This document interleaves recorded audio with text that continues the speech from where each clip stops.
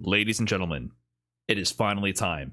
Capcom Cup 11 is finally here. The culmination of a full season of the world's best players traveling to the offline premieres around the world and qualifying to be the best of the best and the representative of their region. It is finally time to recap the day one groups of Capcom Cup 11 with some of the most exciting Street Fighter action we have seen year to date. And you know, for this one, I had to stand up, had to give it my all, give it some energy, because these players, believe it or not, are actually competing for $1 million in prizing. So that should give you the idea of the stakes and how much is on the line for these players. And if you're watching this wondering why should I watch this recap, well, if you are of the English speaking audience here, you probably missed the action because it's going on over in Japan and occurred overnight for us here in the West, and you might not want to slog through the 10.5-hour VOD. So I'm going to give all the most exciting moments and give you all the details you need to catch up on what occurred over the group stages day one of Capcom Cup. And to recap the format, this is the culmination of the full year of the Capcom Pro Tour, with 10 players qualified via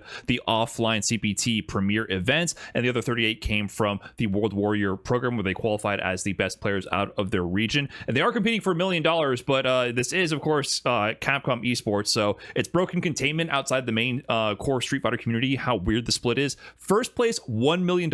Second place, $100,000, and it just falls off a cliff from there. Grand finals of this event will be a $900,000 money match. Absurd. But as we get into it, we are in the group stages, and each one of these matches is extremely important because out of groups, only 2 players can make it out. 1 in winners, 1 in losers. Each group, there's 8 groups total. Each group has 6 players. That means 4 players will be going home in groups. And beyond that, while the first score setter to determine who makes it out of the groups is the set win-loss ratio, the next tiebreaker will be your match record, your game win-loss ratio. So winning a set 2-0, losing a set 1-2, those individual games do matter. So every match here counts and is extremely relevant as we get through the days to determine who will make it out of winners. In Group A here, we have Phenom, Takamura, Hot Dog 29, Salvatore, and Itabashi Zangief, and of course, the Evo champion, Punk de God. And going into this group, you know, most people were looking at players like Punk, Itabashi, and Phenom to make it out. But there's always one player you cannot count out when it comes to Capcom Cup. He's made upsets time and time again, and that is, of course, Takamura. Kicking off Capcom Cup is Phenom versus Takamura as the first match of the whole event. And Takamura here is on set point, up around here in this final game versus Phenom. Level 3 on both sides. He whiffs the parry and baits out the subtle movement from Phenom. Phenom probably walking up to get a throw right there. Ends up getting hit by the low 4 driver's cancel. And Takamura starts off Capcom Cup with what many consider a big upset. But I don't know how big of an upset I consider this. Takamura is also the person who got out of pools, groups rather, in winners in Capcom Cup for 2022, the final Capcom Cup for Street Fighter V, beating IDOM. So he has a history of doing these big upsets at Capcom Cup in the past as well. So Takamura takes that one over Phenom. And as far as the upsets go, Salvatore out of Venezuela is here at set point over Hot Dog 29, rocking his cami here. Hot Dog 29, a classic representative of Capcom Cup and CPT action, doesn't land the Psycho Crusher. He's looking for Psycho Crusher into anti-air on Salvatore's jump, and Salvatore takes a 2-0 victory over Hot Dog 29. Salvatore repping Venezuela. He's one of those players that people didn't really have too many expectations for him. They didn't really know exactly what he would do in this Capcom Cup showing, and in his first match, he makes a big win happen. So that's a big play there to Salvatore. But up next, one of the most pivotal sets of the group absolutely is Itabashi Zangief versus Punk de God, the 2 favorites that people had to make it out of this group. Obviously, they're going up against each other right now. This match is going to really set the tone for who can potentially take the winner's side or loser side position, or even make it out at all. Punk here in the first game is up around against Itabashi Zangief, and we already saw Punk beat MenaRD Zangief at Street Fighter League US Finals just a week or 2 ago, so you know he's prepped for this matchup. So on point. Lively here at Itabashi needs 1 SPD, 1 small combo to close out this round. Punk fighting back with the footsies. DPs on the drive rush cancel, says get off me. Back to the neutral, drive rushes in for the pressure, lands the throw. Itabashi needs that 1 interaction. Goes for the knee into the pressure, but Punk with the surprise level 3, and please pay attention to the player cam. I'm going to rewind this one real quick so we can see exactly what went down. Punk As soon as Itabashi goes for the knee, he didn't care if Itabashi was going to go for a crouching light kick, a regular grab, an SPD. Punk immediately goes for the CA, which is wild because if Itabashi blocked that, he would have wasted those 3 bars and still had a round to play. But he claps, pops off, reaches over, and grabs a juice box. Punk to God, the alpha here. I guess the secret here is to give a little clap and reach for your juicy box whenever you have a clutch read to close out a game. It's kind of just a very cute pop-off there from Punk. But here he is now in the next game, now on set point. Itabashi in the corner fighting for his life here. Punk found the pocket where he can harass with the Kami stand heavy punch. Itabashi, SPD out of the DI attempt from Punk. Punk immediately wake up drive rush in to try to get the job done. Full drive rush conversion into the DP, into the level 3, and that will be all she wrote. Punk the God takes a major 2-0 victory over the only other player that people were really concerned about, aside from Phenom, over Punk. And what does he do here? Of course, he reaches down, finishes off the juice. That is the Kirkland organic apple juice right there. So that might be the secret, in case you guys were wondering what it takes to be like the alpha right there. Seems like you got to make a trip over to Costco to get some of the secret juice. But continuing on in the group, we now have Takamura up against Itabashi Zangief. Takamura now also on set point. He throw looped Itabashi into the situation, but Itabashi fights back, calls out the backdash there with the conversion into the crouching medium into level 2 to get the corner. And this time, he's trying to cage Takamura, make something happen for himself in this set. But on the SPD attempt, which would have killed, Takamura wakes up to level 1, and Itabashi, he's not laughing. He has not been laughing this whole day. Normally, he's a happy-go-lucky looking guy, laughing and churning SPD. But the drive rush jab sets the tick throw into another drive rush jab tick throw. Takamura, this whole last round, was full of drive rush jab tick throw or drive rush straight into throw. Itabashi did not look like he was having a good time, and Takamura takes it 2-0 over Itabashi. So big losses there to Itabashi.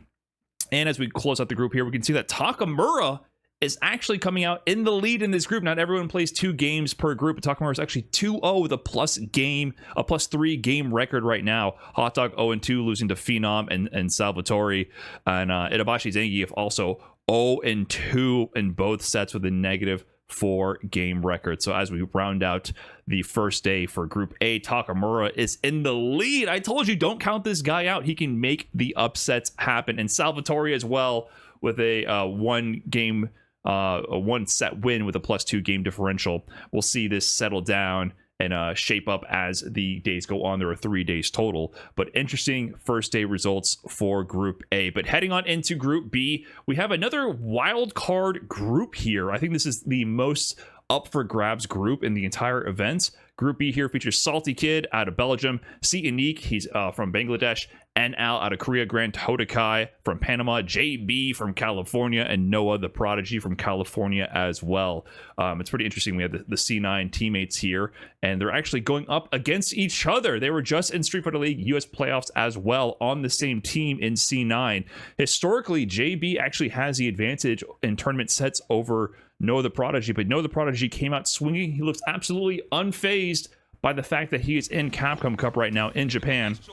Here on set point, JB blocks the light drive rush cancel into the overhead, but gets smacked by the heavy punch drive rush cancel. And there it is, the full conversion into the level 3. And Noah the Prodigy takes the 2-0 victory over JB in groups in Capcom Cup. He said, "Captain, you should have put me in Street Fighter League playoffs." He was benched for the finals. Popping off. He's like, "Which camera's on?" "Oh, it's this one. Let me mean mug this camera." Out here in Japan, in his socks and slides still, his default tournament outfit. He is comfy no matter where he plays, and it shows in the gameplay. Big win there for Noah the Prodigy. However, I think the story of this group has to be Salty Kid. Here he is up against C Unique. C Unique actually managed to finally make it out to Capcom Cup. He qualified last year as well, but had visa issues, which prevented him from attending. So he was able to come out here. Now, both players are a round away from taking the set 1-1, final game, final round here. C Unique goes for the cheeky light Hashogeki, light adamant fist into level 2. That is a -8 move. He was hoping to catch Salty Kid missing a punish and get a surprise level 2 there. It does not work out. Salty Kid does not bite on the bait, and this is just going to be checkmate right here. Salty Kid takes the set, last game, last round, and he does the unthinkable here. The surprise move from Salty Kid at the end. Says, hey man, that was pretty good, but you could maybe use a little bit of training. Here's my business card. Hit that up when you're ready to get to the next level. Before the handshake, Salty Kid takes out the business card and hands it to his opponent that he just defeated. Talk about making a kid salty. I knew that he would be a demon in this group. Do you really want to fight a Kimberly in tournament, much less a round robin group phase? I think Salty Kid has the benefit of being the underdog and playing Kim in a round robin phase. It's just going to unlock another level of offensive boldness for him. And that boldness definitely continued into the next game. He has the opponent NL here. NL is a mainstay at Capcom Cup. He had a really good run. I believe he got either 7th or 5th place last Capcom Cup. So he had a really good showing that season with Luke. Now he's on the Akuma. But here's Salty Kid. It's a game of peace, but Salty Kid is up around on set point against NL. Slide into the perfect parry. How dare you try to take your turn back? Reset the pressure. It works out. He kind of drops the pressure sequence. He drops it 2 times in a row, but each one of these scramble interactions is working out for Salty Kid. NL cannot get his bearings. Tick throw situation. 1 interaction away from losing this set. He finds the stagger pressure. NL scratching his head like, what the hell just happened? Salty Kid gets to confirm into the perfect, and don't do it. Salty Kid, don't do it to him. You're not going to do it to him. He has the handshake out. Don't. Oh my. Seasoned professional NL has to receive the business card from the saltiest of kids, making NL the saltiest of men. This kid cannot be stopped. He is on a tear. Imagine seeing this happening and knowing you have to play Salty Kid in your group, and you're just thinking, man, I do not want to get Kimberly, and I don't want to have him hand me a business card in group stage at Capcom Cup. But that's what these players are going through right now. At the end of this group, you can see here, Salty Kid is actually up 2-0 in the group with a +2 game differential. NL did take a set over Grand Totokai 2-0. JB also took a set over C and Neek that we didn't see here. So we end the day for this group with Salty Kid as the leader and Noah with a strong start with a 1-set win with a +2 game differential, setting him up to be in good shape for the rest of this group stage.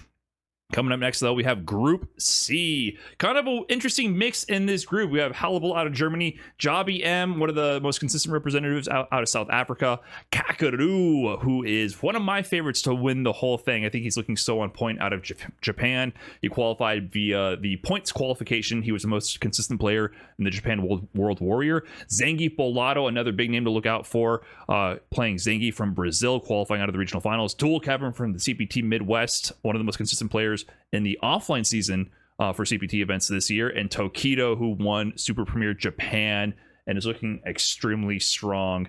Really stacked group, but the main story here, I think, has to be how close Dual Kevin has come. So many times before, right? Here he is on set point. Final round between these two players, Dual Kevin and Tokido. He whiffs the throw mid-screen with the throw bait. Tokido takes his momentum to the corner, finds the pressure. Dual Kevin cannot escape from the Jinrai, gets counter hit by the overhead, and the full optimization from Tokido into the super, the little fist pump pop off there from Tokido. He takes it over Dual Kevin. Super close set. One of my favorite sets of the whole day one. So if you can't check out the whole thing, highly advise it. But Tokido ends up taking that 2-1. We also have Jobby M up against Dual Kevin here. Jobby M put on quite a show in this set, but as it was getting closer, Dual Kevin finds the perfect parry on the crack shoot. Drive rush into the grab. Throw loops begin. Overhead meaty, doesn't quite get the combo, but keeps the pressure up to find the conversion to the knockdown. Meaty, crouching medium punch setup, and that is going to be an optimized loop. This is like riding a bike for Dual Kevin, this full combo conversion. Dual Kevin takes it 2-1 over Jobby M. Jobby M's Terry was really impressive to me, but Dual Kevin got the adaptation in the end. And I didn't have any other highlights for this group, because the main story from this group, actually, besides Dual Kevin almost being in a 2-0 position with a win over Tokido, is that Kakeru is playing clean, man. There's no specific highlights I can show you. He played Hannibal and Zangief Bolado with JP, and he's just dominating right now. A +4 game differential. He has not lost a game at all. Jobby M here did take a set over Hannibal, and Tokido only played the 1 set versus Dual Kevin. So at the end of this first day. Kakeru is looking like the favorite by far. I mean, Kakeru Tokido is kind of what we expected as the two favorites. Obviously, with only playing one game, there's a lot that could happen for Tokido. I think that dual Kevin Tokido set was really important for dual Kevin to make it out of this group, especially in winner side. So we'll see how this will shake up. But Kakeru with a 2-0 with +4, that's a really strong position to be in. He is by far the favorite to make it out in winner side from this group as of now.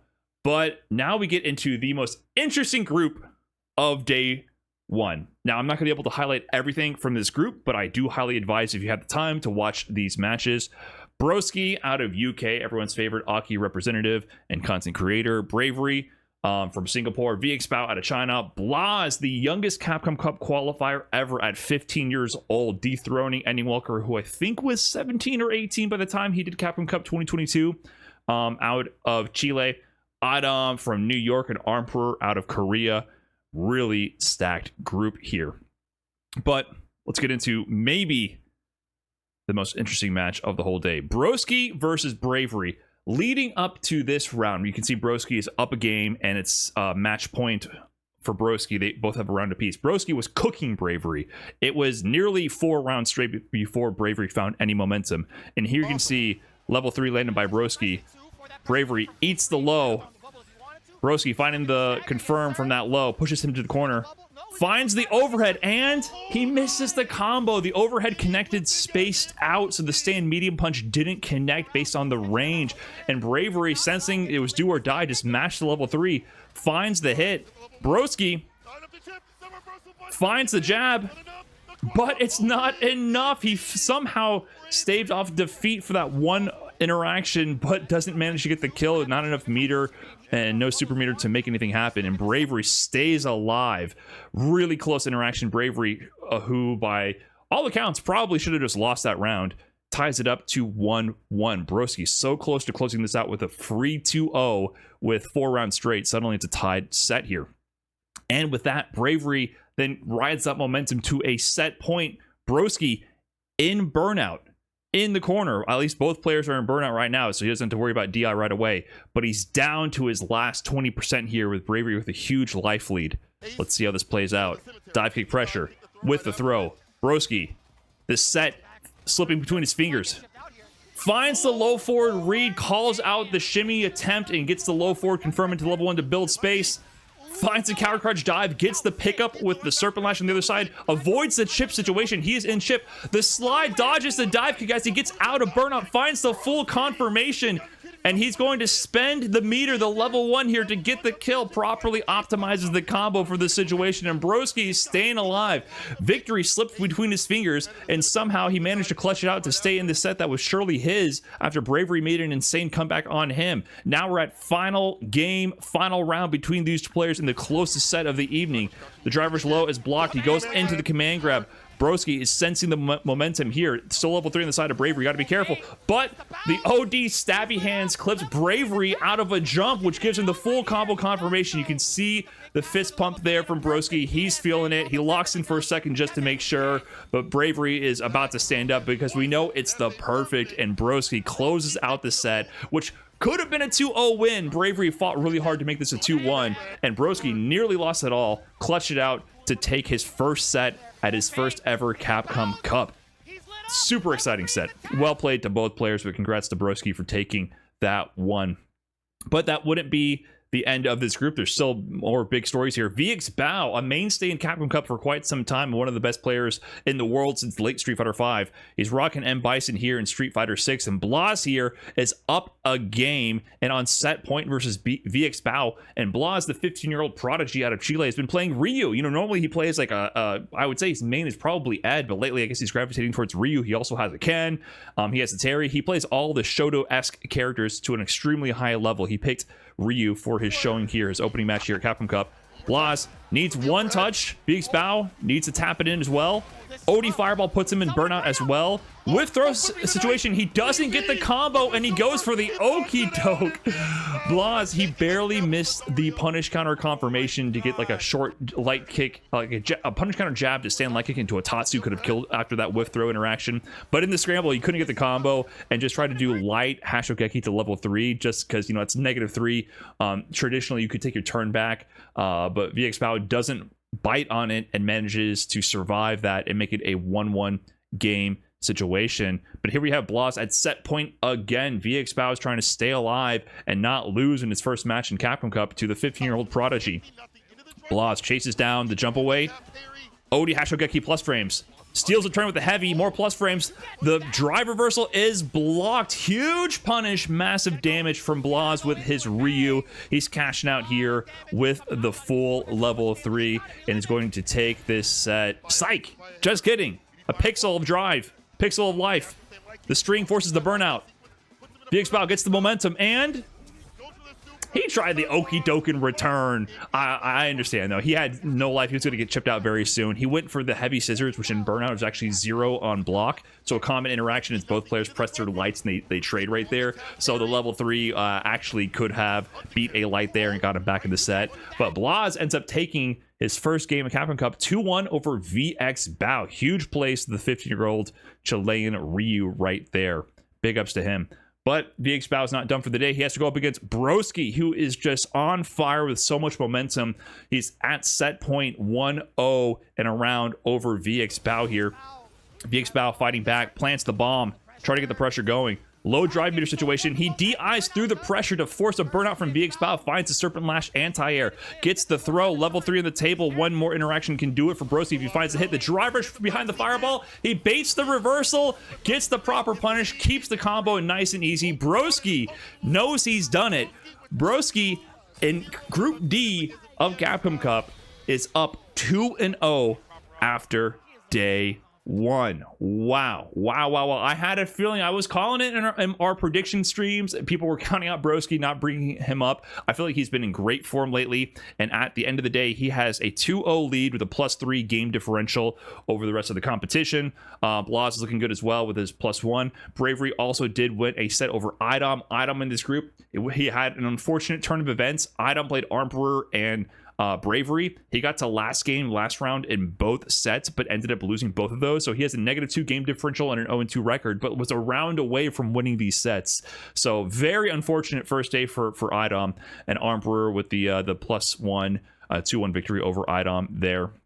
So as the results show here, Broski is in prime position to potentially make it out of this group winners side. We'll see how things play out. But on to the next group. We have Group E. It's getting dangerous out here. Mr. Crimson, Diver, Fuudo, Limestone, Christy CH, and MenaRD. Diver, if you don't know of him, he's out of Spain, originally from Chile, lives in Spain, plays Ed, Limestone, Ken from Colombia, Mr. Crimson, Fuudo, Christy CH, MenaRD. You know these guys. Fuudo, come on, MenaRD. You know these guys, kind of a I think they were all in a group before. Group F back in Capcom Cup 2022. I think Mr. Crimson, Christy CH, and Mena were at least. Or maybe that was Angry Bird, but I'm getting my timelines crossed here. First match to cover, Beast Fuudo up against Aegis Mr. Crimson. This was a key match because I think, you know, they have some of the heavy hitters playing here first, and I wasn't sure if Mr. Crimson would be super prepared for the Ed matchup because there's a lot of Ed players in this group. Christy CH played Terry today, but also he does have an Ed, and Fuudo's been rocking Ed. He won the World Warrior Regional Finals over Momochi in the Ed Mirror. Take a look at this round just to demonstrate the tech that Fuudo was bringing to this match. He was so clean. Look at the whiff punish one more time. The whiff heavy kick there from Mr. Crimson. He punishes with crouching light kick, driver's cancel into a full combo conversion. In burnout, but has a corner on Mr. Crimson. Crimson finding some space here. Punishes the jump back with the level 1 to get some momentum in this situation. Driver's in for more pressure. Fuudo just backing away. Controlling the neutral, just trying to get pushed to the corner. Recovers from the burnout, can now apply offensive pressure with the driver's cancel. One interaction away from killing. And he whiff punishes the heavy kick again. It is the strategy. He represented that so many times. Crouching at that range where the heavy kick would just whiff over his head, and then getting the whiff punish with the light cancel to a driver's cancel conversion. I have never seen that with Ed using that way in the Dulcet matchup. So that was really interesting to see. Fuudo was so prepared for the matchup and takes a 2-0 victory over Mr. Crimson. That's the main highlight from this group, really, I wanted to show off. After the groups winded down, Crimson had a dominant 2-0 over Diver's Ed. Diver also went up against Chris CCH. Chris CCH lost that set to Diver, one of the bigger upsets. It was Diver's Ed against Chris CCH's Terry. Fuudo also took a 2-0 victory over Limestone's Ken, and MenaRD took a 2-0 victory over Chris CCH using the M Bison. So kind of standard results that we would expect for the most part out of this group. We'll see how things shake up as the days progress. But so far, Fuudo, along with Kakeru, 2-0, 4 games straight, plus 4 game differential. Fuudo is in prime position to get out in winners. But MenaRD, he won 2-0 as well, only played 1 game. It might be a race between MenaRD and Fuudo to see who gets out on top in this group.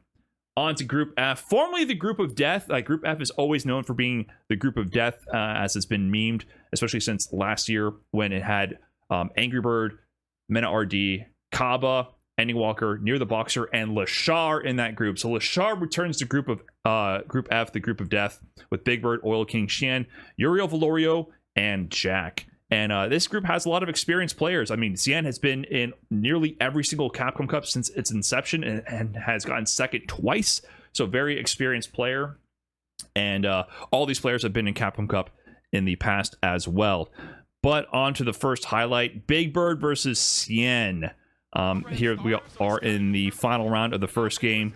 Low life situation for both players. Big Bird first forces the burnout over Xian, gets him to the corner. Xian only has level 1, which is not invincible, so that's a guaranteed checkmate burnout situation. All Big Bird has to do is complete the combo, get the job done. He's done this combo a million times, but it's not enough. It's not enough, and look at the situation here. Xian does the perfect delayed up kicks. He waits as long as possible to cross over to the other side, keeps the charge discipline right there, gets the anti-air, and at this point, with only a level 1 available, this meaty OD fireball from Xian is guaranteed chip. The level 1 gets stuffed. There's nothing Big Bird could have done there. Excellent defense from Xian. An unfortunate turn of events for Big Bird. He miscalculated on the life there and put himself in a very dangerous position. But on to the next round. This one's the big one. Jack versus Lashar. And as you can see here, Lashar is by all accounts the favorite to make it out of this group in winner's side. He's been on a tear since his appearance last year in Group F at Capcom Cup, and he has lived up to the hype after he made it out of that group in winner's side. But Jack out of the Midwest is at set point. He has a game and a round over Lashar here. Drive rushing in. Lashar in the corner. You try to anti-air, hold that dive kick. Drive rush overhead lands. Lashar, what are you going to do? The pressure mounts. Jack lands a tick throw.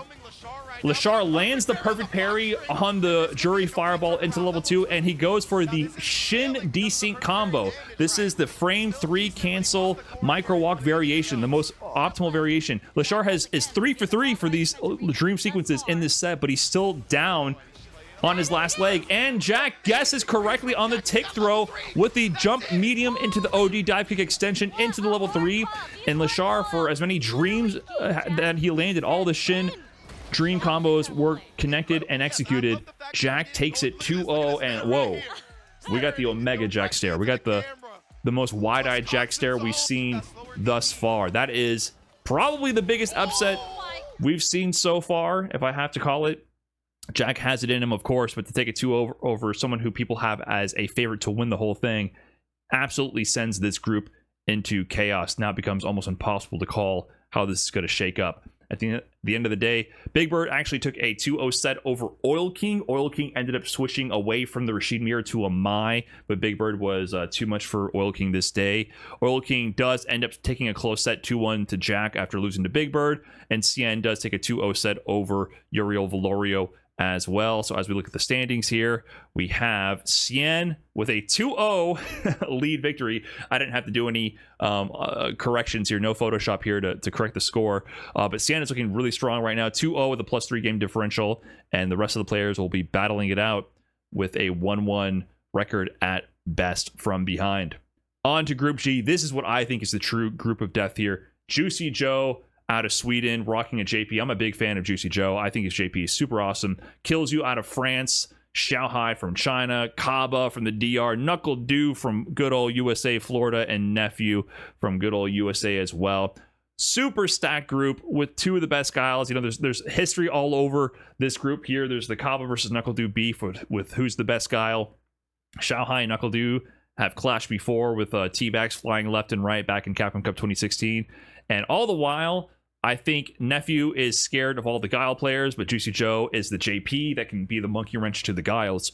So looking at this group, it's almost impossible to call. And I definitely didn't call this happening. Juicy Joe here versus Killzoo. JP versus Killzoo's Jury. Final game, final round between these two players. Killzoo has Juicy Joe in the corner, goes for the throw loop. He backdashes on the second throw, gets the confirmation into the level 2 from the jab. He's going to go for the classic route into the DI, forces the burnout. This is the dream situation for JP players. Puts down the OD portals, meaty spike, high-low. He goes high with the fireball. He's going to set the situation again. Meaty spike, high-low. He goes low with the fireball, gets the confirmation, and Juicy Joe, the dream sequence works out. He takes the set 2-1 over Killzoo. That is definitely an upset. And to be clear, once this burnout was secured, level 1s lose to projectiles. So Killzoo had to block this. He had to see which projectile variation was going to come and had to block this manually. He had no reversal options to bust out of the sequence. You just have to not be in burnout and be in the corner without resources versus JP when this is occurring to you. So Juicy Joe makes the clutch comeback and takes the set. And I thought he was going to be the monkey wrench of the bracket for the Guiles. I didn't expect him to necessarily take a set over Killzoo. So this group is just in chaos right off the bat. And up next, Knuckle Dew versus Nephew. Like I mentioned before, Nephew, he doesn't like the Guile matchup with Jury at all, but he did have an ace in the hole, which is his Mai, which he did use successfully. He beat Knuckle Dew in one of the prominent online weeklies leading up to Capcom Cup. Really bad, actually, Knuckle Dew mentions in an interview. But here we have Knuckle Dew on set point versus Nephew's Mai, and baits out the level 1, and we're gonna get a classic Guile loop here. You know how Knuckle Dew does. The Guile combos, they never end. Safe pressure right here. Doesn't fall for any shenanigans on the drive rush cancel. Covering the space, and the nice and easy perfect from Knuckle Dew. So there was a little bit of worry from Dew about Nephew coming up with the new strategy with Mai, but he adapted to learn the matchup and takes the set over Nephew. Nephew will have to go back to the drawing board for that one. But now we get another Mai, Xiao Hai, who has been using, and Bison Ken Kami also busts out the Mai versus Juicy Joe's JP. You know, it's kind of fitting. Xiao Hai, the KOF Evo champion, using the KOF character. But here he has Juicy Joe in the corner, throws the OD fan, gets the overhead, but it's too tight of a string. He's able to recover. Juicy Joe tried to DI through it after getting the perfect parry on the projectile.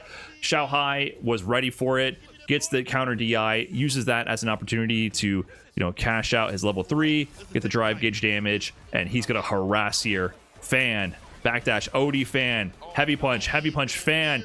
And it's Mai's world, and you're just living in it. Once she has you in that pocket with the space heavy punch to the fans and you have no drive meter, she gets to harass so much. And Mai takes her first victory at Capcom Cup. It's interesting to see how the DLC character is actually being pretty heavily used. And Xiao Hai takes the set 2-1 over Juicy Joe. Now we have Killzoo up against Knuckle Dew. Killzoo here at set point to take it 2-0 over Knuckle Dew with Jury in the Guile matchup. The matchup that Nephew really struggles with. And Knuckle Dew has always historically beaten Nephew, and many people consider Guile to be Jury's worst matchup, but Killzoo trying to prove that theory incorrect. Dew trying to fight back. Whiffs a back fist into a walk-up throw on the parry? Huh, interesting. Gets the throw pressure. Sonic Boom, Sonic Boom. Tick throw is blocked or denied.